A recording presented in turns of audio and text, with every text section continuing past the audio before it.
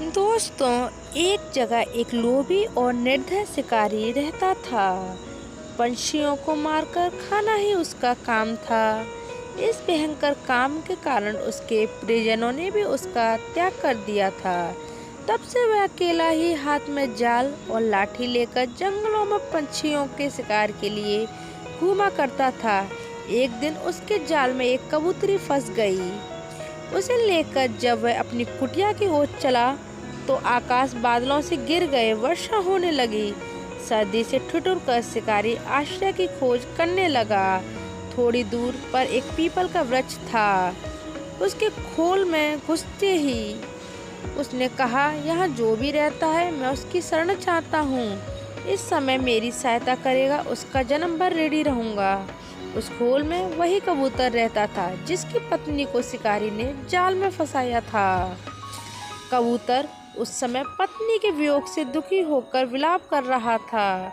पति को प्रेमातुर पाकर कबूतरी का मन आनंद से नाच उठा। उसने मन ही मन सोचा, मेरे धन्य भाग्य हैं जो ऐसा प्रेमी पति मिला है। यह विचार कर वह पति से बोली, पतिदेव, मैं तुम्हारे सामने हूँ। इस शिकारी ने मुझे बांध लिया है। ये पुराने कर्मों का फल है। हम अपने कर्म बल से ही दुख भोगते हैं।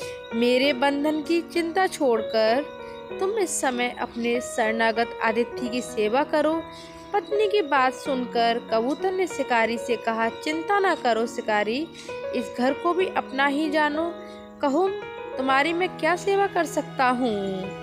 शिकारी, मुझे सर्दी सता रही है, इसका उपाय कर दो।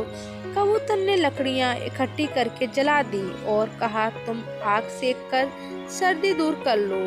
कबूतर को अब अतिथि सेवा के लिए भोजन की चिंता हुई, किंतु उसके घोंसले में तो अन्न का एक दाना भी नहीं था।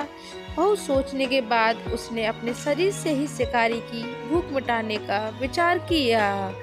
यह सोचकर वह महात्मा कबूतर स्वयं जलती आग में कूद पड़ा। अपने शरीर का बलिदान करके भी उसने शिकारी के तर्पण करके प्राण पूरा किया। नेक्स्ट पार्ट के लिए कमेंट बॉक्स में कमेंट करें।